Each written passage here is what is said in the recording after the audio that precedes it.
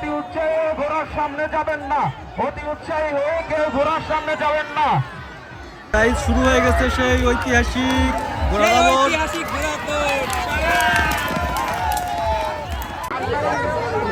এইটা হচ্ছে সেই ঘোড়া, এর আগের দৌড়ে যে ফার্স্ট হয়েছে সে দৌড়ের জন্য প্রস্তুত হচ্ছে, এর পরবর্তীতে যে দৌড়টা হবে তার জন্য। তো হ্যালো গাইস, কি অবস্থা, কেমন আছেন আপনারা সবাই? আই থিঙ্ক আপনারা অনেক অনেক বেশি ভালো আছেন। আমি আছি আপনাদের সাথে, আপনাদের ভাই, দিস ইজ মি তুর্য। তো গাইস, আরও একটা নতুন ডেইলি ব্লগ নিয়ে চলে আসলাম আপনাদের সামনে। আজ হচ্ছে গাইস কোটালীপাড়াতে ঘোড়া দাবো, সেইখানে যাব। সেখানে যাওয়ার পথে কি কি করতেছি, যাচ্ছি সেখানে গিয়ে কি কি করতেছি সব নিয়ে থাকছে আজকের ব্লগ। তো চলেন। আর গাইস, লোকেশনটা পারফেক্টলি আমি জানি না, এই জন্য হচ্ছে লোকেশনটা বলতে পারি নাই, কিন্তু কোটালীপাড়ার ভিতরই, ঠিক আছে? তো চলেন। ঘোড়াদৌড় দেখার উদ্দেশ্যে বাড়ি থেকে বের হয়ে যাচ্ছি। এই যে সামনে বন্ধু বসে রয়েছে রাস্তায়। গাইস, বাড়ি থেকে বের হওয়ার পরে এই যে স্কুলের পিছে চলে আসছি এখন।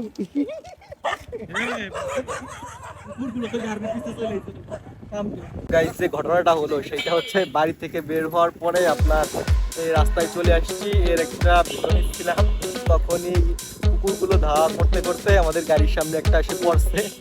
এরপরে তো আমরা একটু গাড়ি থামালাম, এরপরে চলে আইছি স্ট্যান্ডের দিকে। এখন যাবো কোটালীপাড়ার দিকে। বন্ধু, ওই জায়গাটার ধরো নাম কোন জায়গা? লাটেঙ্গা। হ্যাঁ, ওইটা হচ্ছে কোটালীপাড়ার লাটেঙ্গাতে এই ঘোড়া দাবটা। তো চলেন, যেতে যেতে আপনাদের দেখাচ্ছি।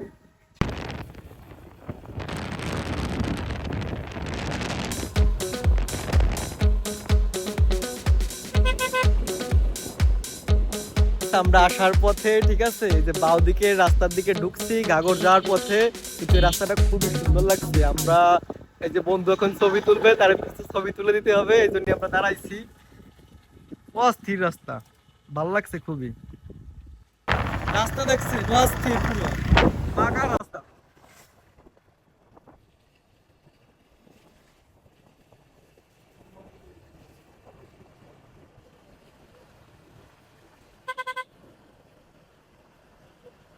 এরপর রাধাগঞ্জ বাজার কাটিয়ে এসে এখন আমরা আসছি ভাঙারহাট বাজারে।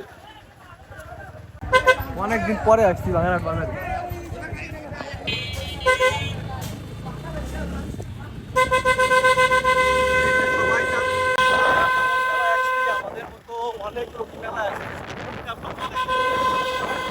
মেলা কিন্তু এখান থেকে আরো প্রায় 3 কিলো সামনে, কিন্তু এখান থেকে ভিড়, সামনে যাওয়া যাচ্ছে না।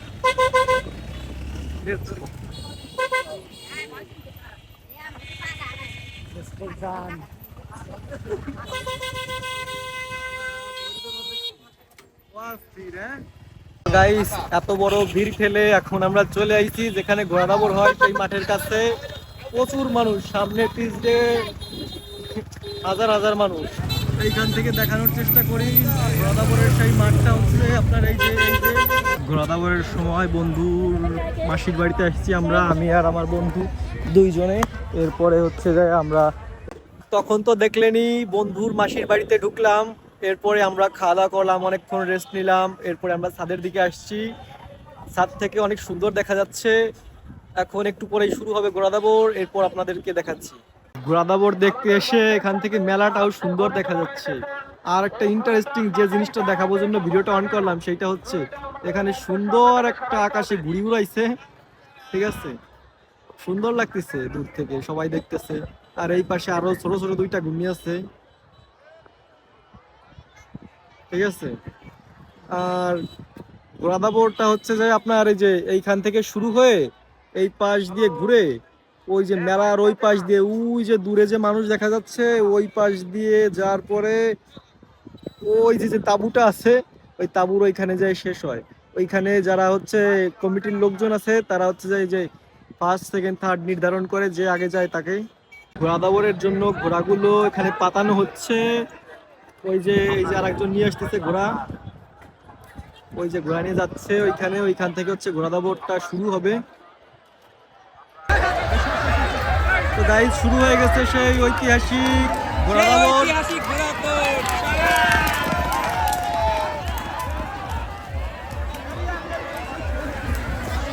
এইগুলো ঘোড়া হচ্ছে যে আপনার পিছে পড়ে গেছে। ঠিক আছে, এই যে আরেকটা আছে পিছে পড়ে গেছে ঘোড়া, ওই যে চলে যাচ্ছে। ঘোড়া দাবর এখন শেষ হয়ে গেছে। অতি উৎসাহী হয়ে ঘোড়ার সামনে যাবেন না, অতি উৎসাহী হয়ে কেউ ঘোড়ার সামনে যাবেন না। এবার ঠিক আছে, এটি খুললে দেখ, বুদ্ধি খুললে দেখ না।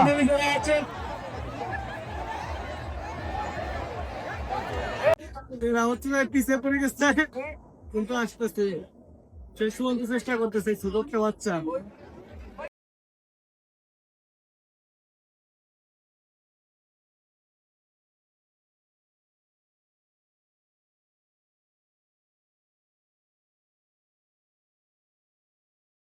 এই যে হচ্ছে সেই গোয়াটা যেটা ফার্স্ট হয়েছে একটু আগের ধরে আপনারা দেখছেন, ঠিক আছে, এখন তারে জল দিয়ে ঠান্ডা করা হচ্ছে।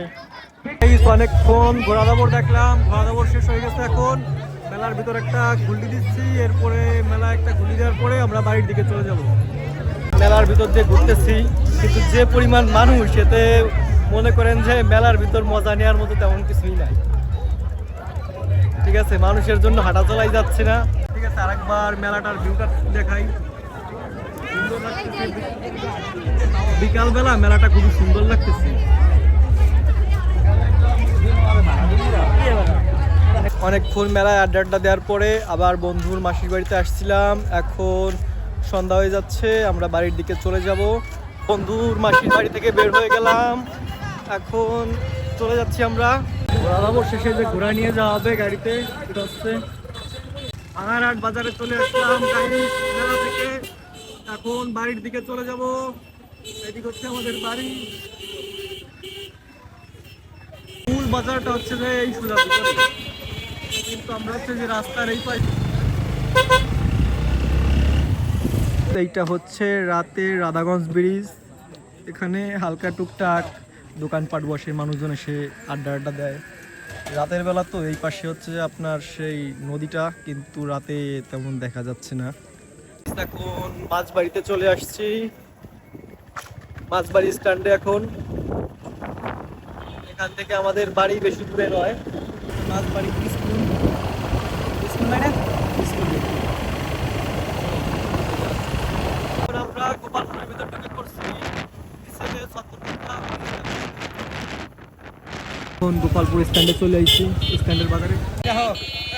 কারেন্ট নাই তো কিছুই দেখা যাচ্ছে না, একটু বাজার করতে হয়।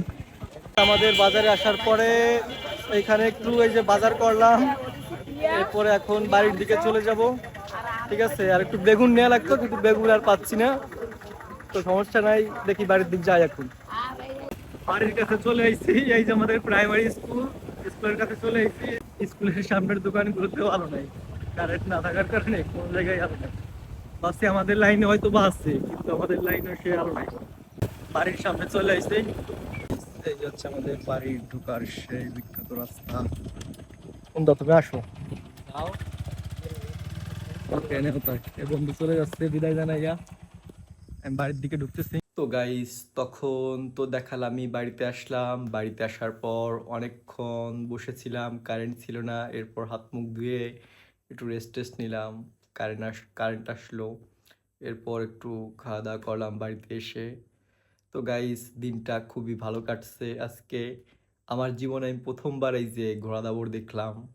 ঠিক আছে, এরপর বন্ধুর মাসির বাড়িতে গেলাম, আপনারা তো দেখছেনই। সেখানে খাওয়া দাওয়া করলাম, ঘুরলাম ফিরলাম, ভালো একটা রাস্তা দিয়ে আসছি। জানি না কতটুকু রাস্তার ভিডিওটা ক্লিপ নিতে পারছি, তারপরও যাই হোক। তো গাইস, ভিডিওটা এখানে এন্ড করে দিব। তো যারা নতুন দেখতেছেন অবশ্যই লাইক কমেন্ট করবেন ভিডিওতে, এবং যদি আমার ভিডিওগুলো ভালো লেগে থাকে অবশ্যই সাবস্ক্রাইব করে পাশে থাকবেন। তো গাইস, ধন্যবাদ, টাটা।